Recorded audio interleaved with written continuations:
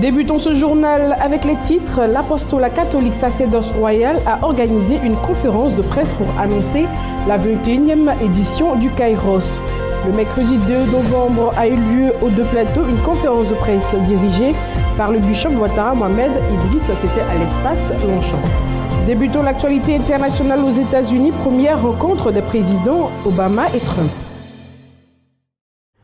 Mesdames et messieurs, bienvenue et merci de rester toujours fidèles à votre chaîne panafricaine. Débutons ce journal avec l'actualité religieuse. L'apostolat catholique sacerdoce royal a organisé une conférence de presse pour annoncer la 21e édition marquant son 5e anniversaire.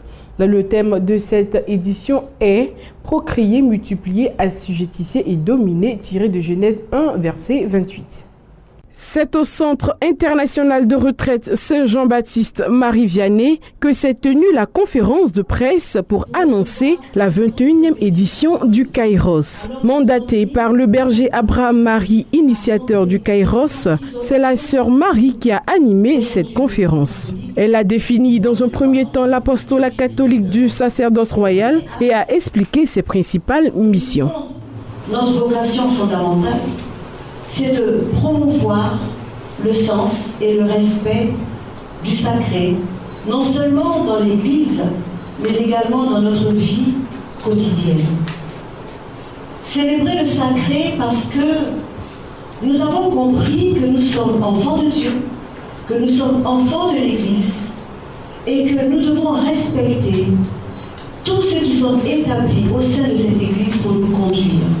Ce Kairos 21e édition marque le 5e anniversaire du sacerdoce royal. Il est placé sous le thème « Procréer, multiplier, assujettisser et dominer » tiré du livre de Genèse 1, verset 28. Pour ce Kairos, prévu les 9, 10 et 11 décembre 2016, verra la participation de plusieurs orateurs tels que Monseigneur Alexis Touabli Yulo, le révérend Éric Norbert Abécan, le frère Marcel Blé, Mathias Marie et l'initiateur, le berger Abraham Marie. La conférencière a lancé un appel au corps du Christ afin de l'emmener à participer massivement à ce Kairos.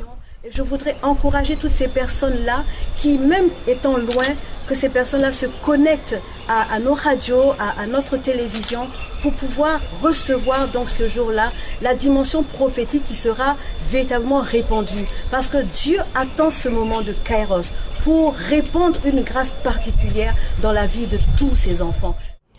Le mercredi 2 novembre a eu lieu à l'espace Longchamp des deux plateaux une conférence de presse dirigée par le bishop Ouattara Mohamed Idriss.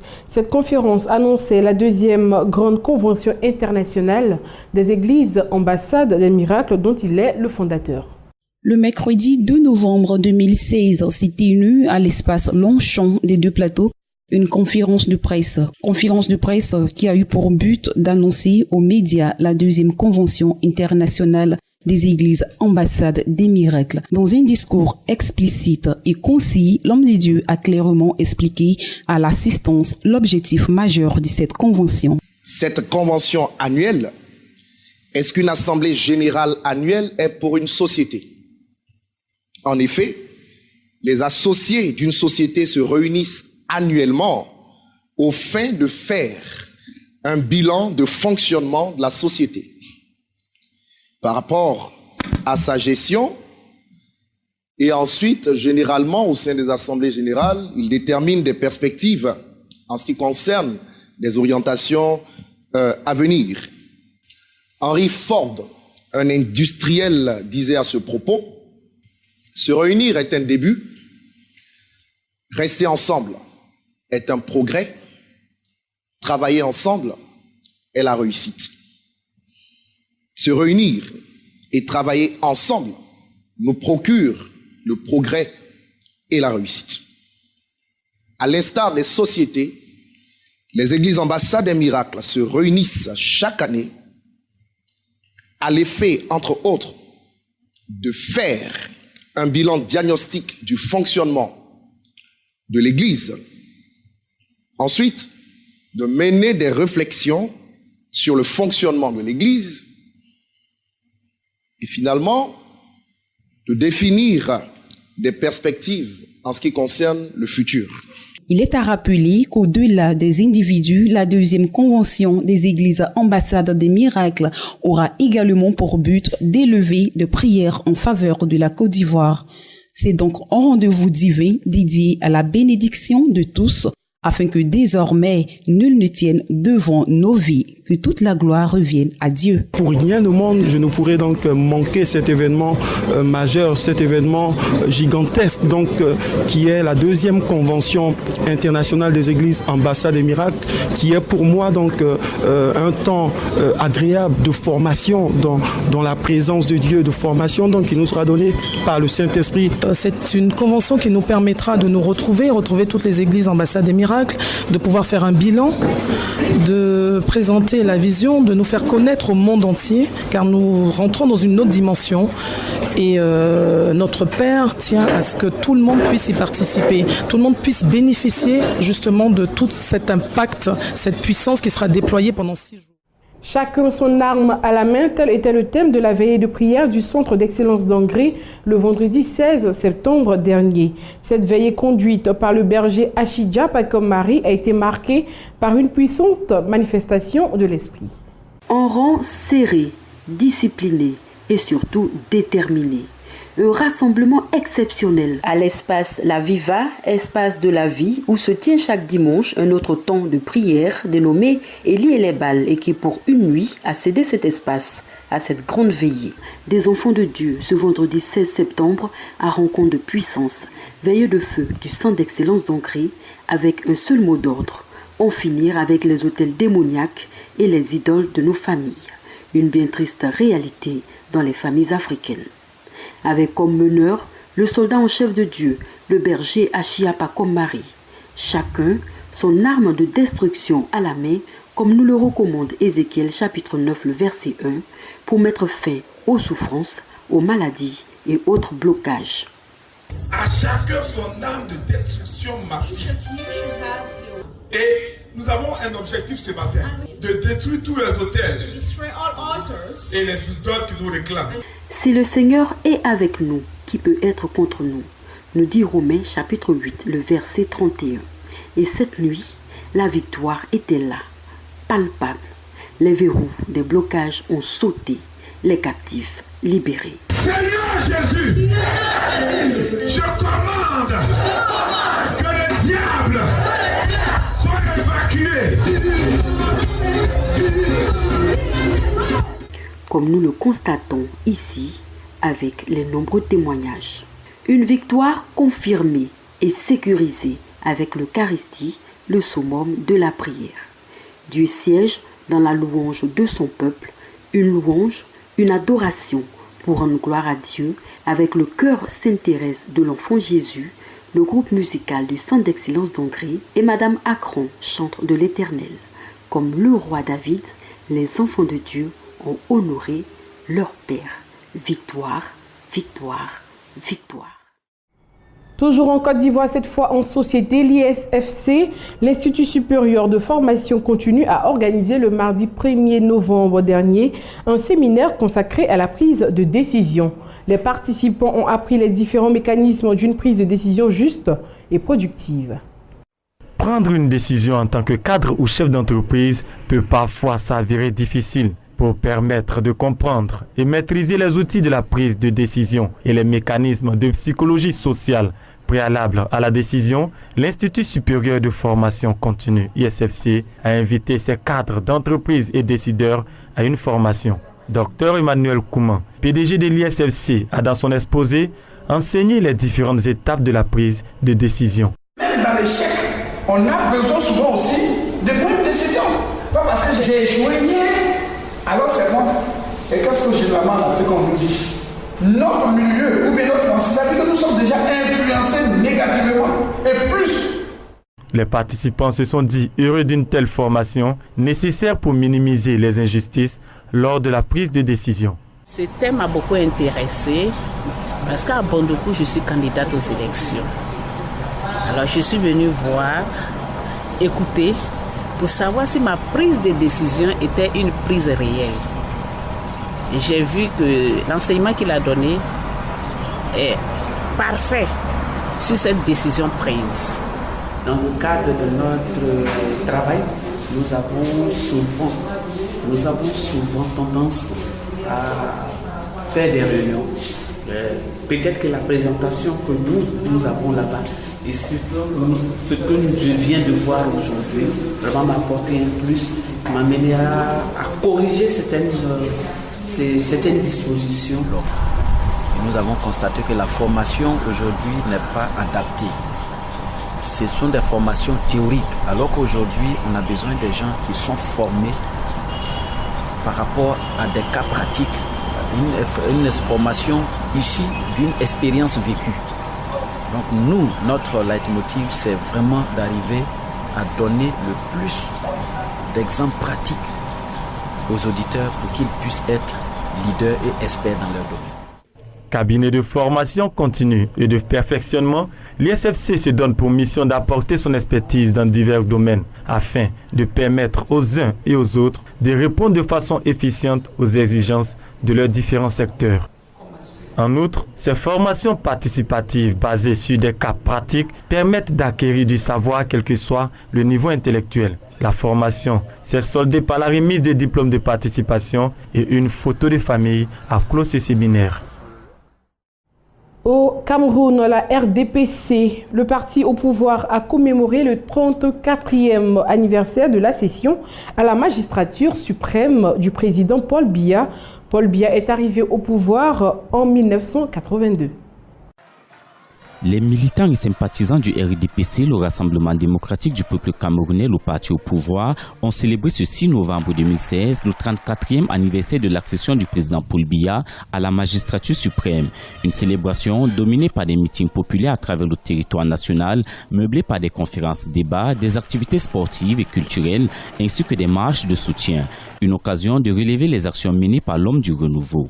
Le déficit énergétique est un chaos pour toute économie et particulièrement nous au Cameroun aujourd'hui où nous nous situons aujourd'hui comme cette porte d'entrée dans le cadre de la zone CEMAC et où les deux investissements structurants, l'Opanga, le port de Kribi, viennent aujourd'hui montrer effectivement que nous avons compris notre position de leader. Sur le plan législatif, les lois d'exception ont été abolies, les libertés consacrées, le multipartisme restauré. La loi fondamentale a été modifiée pour l'adopter à la nouvelle donne politique, ce qui a permis de mettre sur pied de nouvelles institutions qui renforcent l'état de droit, notamment la Chambre des comptes et le Sénat. En économie, la réalisation en cours des projets structurants et ceux contenus dans le plan d'urgence trinal justifient la volonté du chef de l'État de faire du Cameroun un pays émergent à l'horizon 2035. Au-delà de ces réalisations, le volet social reste à parfaire. Il faut mettre un ton dans le cadre sanitaire parce que le plateau technique vient, avec tout ce que nous avons eu comme des évacuations sanitaires, nous montre effectivement qu'on doit revoir notre plateau technique. Le thème de ce 34e anniversaire du renouveau interpelle les militants du RDPC et les Camerounais à s'allier derrière le président Paul Biya pour soutenir le mouvement sportif camerounais en vue du renforcement de l'intégration nationale et de la coexistence pacifique et une collaboration mutuelle bénéfique entre les peuples et les nations. Le Nigeria perd plus de 8 milliards de dollars par an du fait de l'exploitation clandestine de son pétrole. Pour faire face à cette situation, le gouvernement nigérien a pris une série de mesures qui commencent à payer. Cette voie navigable près de Port Harcourt, capitale de l'état de Rivers, est l'une des plus fréquentées du delta du Niger.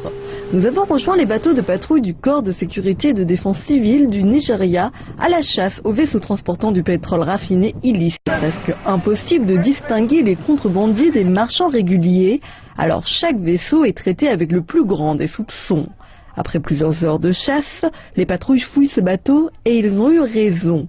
Le navire est en effet rempli de diesel raffiné illicite, un combustible lourd généralement destiné aux générateurs du Nigeria.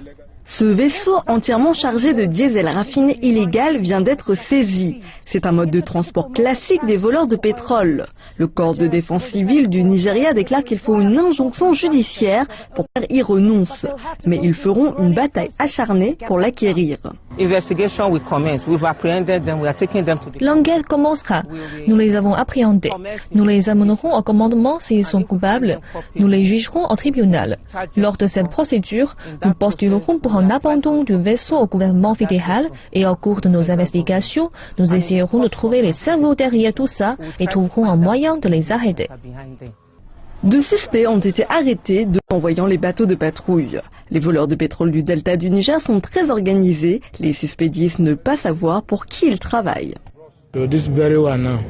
Celui-là, cet homme nous a envoyé à Obil pour chercher quelque chose pour quelqu'un, un mec appelé le président, mais je ne connais pas son vrai nom. Plusieurs rapports suggèrent un manque de volonté de la part des voleurs de pétrole. Ils font leurs affaires impunément. Cette station d'accueil sur les bords de port Harcourt a été fermée par le corps de défense civile à cause des vols répétés. Cet endroit s'appelle Oboboro. Avant, c'était un grand marché pour les produits pétroliers raffinés illicites, mais nous avons appris son existence et plusieurs arrestations ont été faites, et mes hommes ont détruit toutes les activités. Cette installation sert à présent de grand hangar et la petite raffinerie de tour de contrôle pour les militaires civils. Le Nigeria est supposé exporter près de 2,2 millions de barils de pétrole brut par jour, mais le pays lutte pour maintenir un approvisionnement stable représentant la moitié de sa production. Les voleurs de pétrole piratent souvent les conduits de gaz et l'acheminement du pétrole brut pour ensuite le raffiner localement. À cela s'ajoute le vandalisme direct des gazoducs. Le géant du pétrole africain est aujourd'hui devenu un fournisseur non fiable sur le marché pétrolier mondial. À l'international, pour trouver une solution à la crise chypriote, des négociations dites de la dernière chance en cours en Suisse. Ces négociations se déroulent sous l'égide du secrétaire général de l'ONU. Des négociations présentées comme celle de la dernière chance pour trouver une solution à la division de Chypre.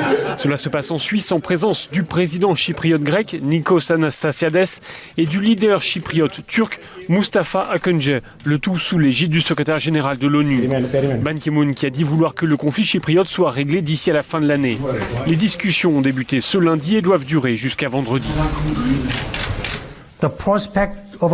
La perspective d'une solution à ce dossier est à portée de main, a indiqué le patron des Nations Unies. Les attentes dans les deux communautés sont élevées. Chypre offre un immense espoir pour ceux qui, à travers le monde, veulent croire qu'un conflit de longue date peut être résolu de manière pacifique au travers de négociations. Chypre est divisée depuis 1974. L'armée turque avait envahi la partie nord de l'île en réaction à un coup d'État visant à rattacher Chypre à la Grèce. Des milliers de personnes avaient alors dû fuir leur maison pour s'installer soit dans la partie nord, sous la tutelle des Chypriotes turcs, soit dans la partie sud, sous l'autorité des Chypriotes grecs. Comment restituer les terres, comment prévoir des compensations, c'est un des points de blocage entre les deux camps. Les discussions de paix pour aller vers une réunification n'ont à ce jour jamais abouti. La Russie a célébré le 75e anniversaire du premier défilé militaire contre l'invasion nazie. Les festivités se sont déroulées sur la place Rouge à Moscou, suivant cet élément. Redevenue incontournable sur la scène internationale, la Russie aime à cultiver la nostalgie de sa grandeur passée.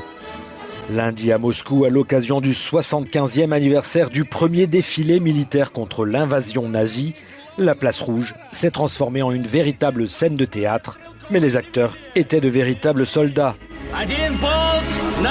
Au total, 5000 combattants en costume ont défilé et du matériel d'époque est ressorti des musées. Le spectacle a été retransmis en direct sur les télés russes, un spectacle remis au goût du jour par la ville de Moscou en 2003.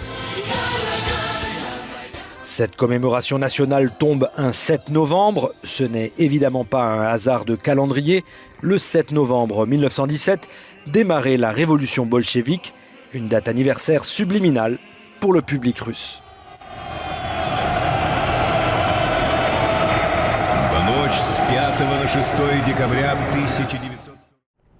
Aux États-Unis, le président Donald Trump commence à prendre ses marques à Washington.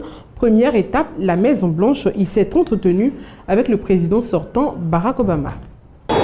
Aux États-Unis, le président élu Donald Trump commence à prendre ses marques à Washington. Première étape, la Maison-Blanche. Il a été reçu ce jeudi par l'actuel occupant des lieux, Barack Obama. Premier tête-à-tête entre ces deux hommes que tout oppose, mais qui semblent décidés à travailler ensemble afin d'assurer une transition sans heurts.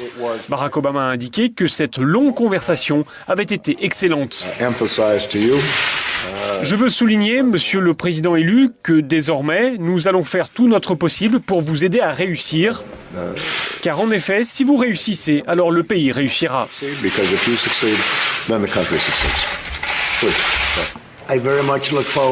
J'ai hâte de revoir le président afin d'entendre ses conseils, a commenté pour sa part Donald Trump. Il m'a déjà parlé de certaines des difficultés, de certains des dossiers majeurs et de certaines des grandes choses qui ont été réalisées. Monsieur le Président, c'était un grand honneur d'être avec vous et je me réjouis à l'idée de m'entretenir avec vous à plusieurs reprises à l'avenir.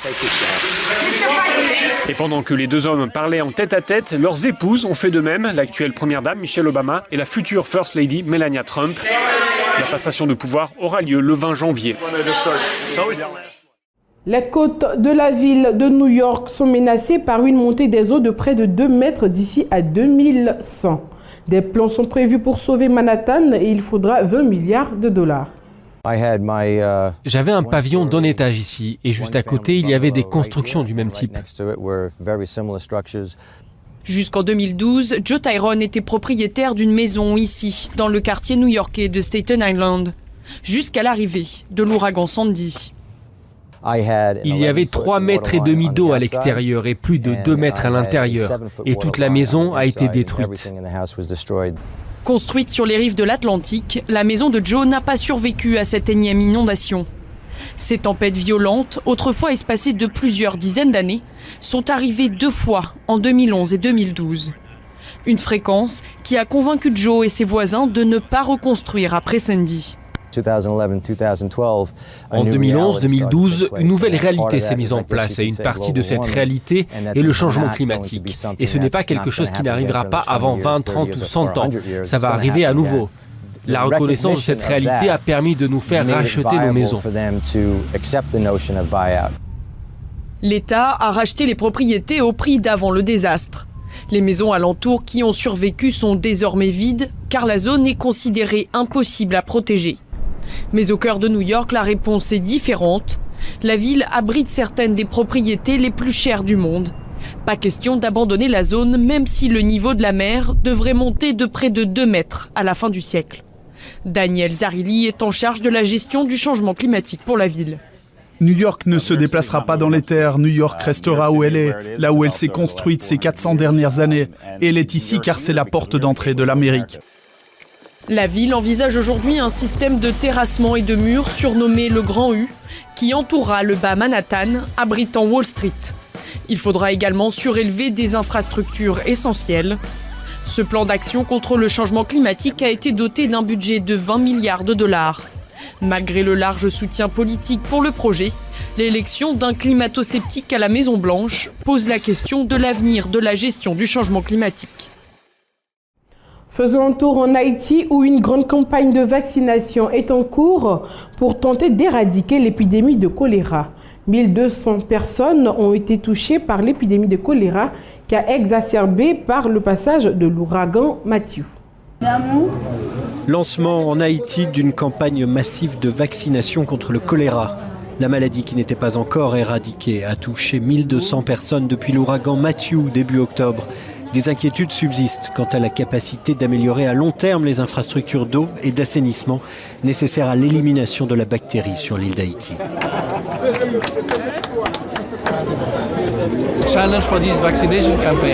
Le défi pour cette campagne de vaccination, c'est d'abord d'atteindre tout le monde.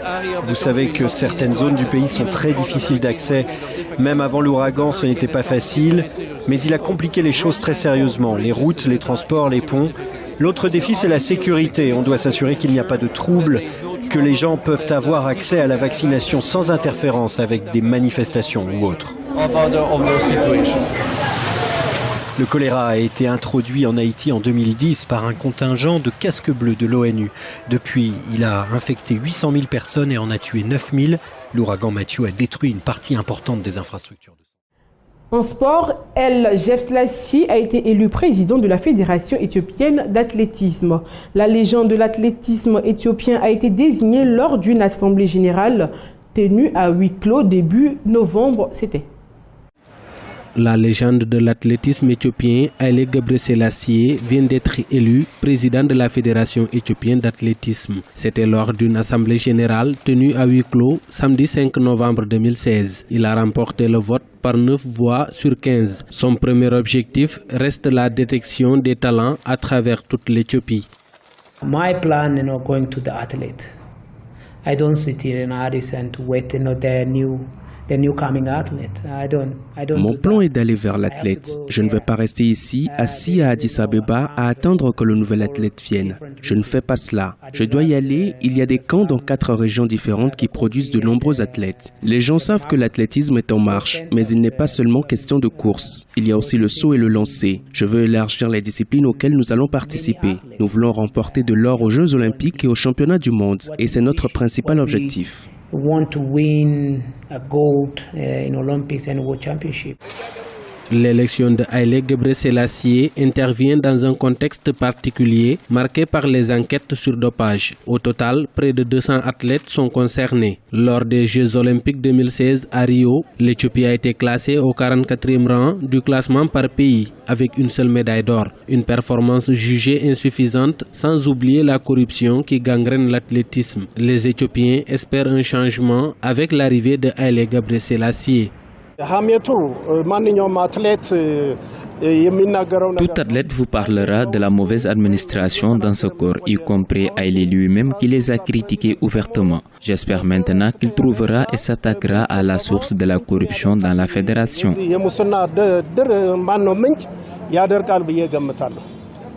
Il a été un athlète à succès qui a côtoyé le système. Il connaît également les problèmes du domaine. Je pense donc qu'il apportera de meilleurs résultats. Âgé de 43 ans, Haile Gebrselassie est double médaille d'or sur 10 000 mètres aux Jeux Olympiques d'Atlanta en 1996 et à Sydney en l'an 2000. Il avait protesté contre la non-sélection de Kenenisa Bekele, triple champion olympique sur 10 000 mètres lors des Jeux de Rio 2016. Lors de sa campagne électorale, il avait promis de partager son expérience pour la préparation des prochains championnats du monde d'athlétisme de Londres et les Jeux Olympiques de Tokyo de 2020. Fin de ce journal, il a été préparé par l'ensemble de la rédaction. Excellente suite de programmes sur Béni TV.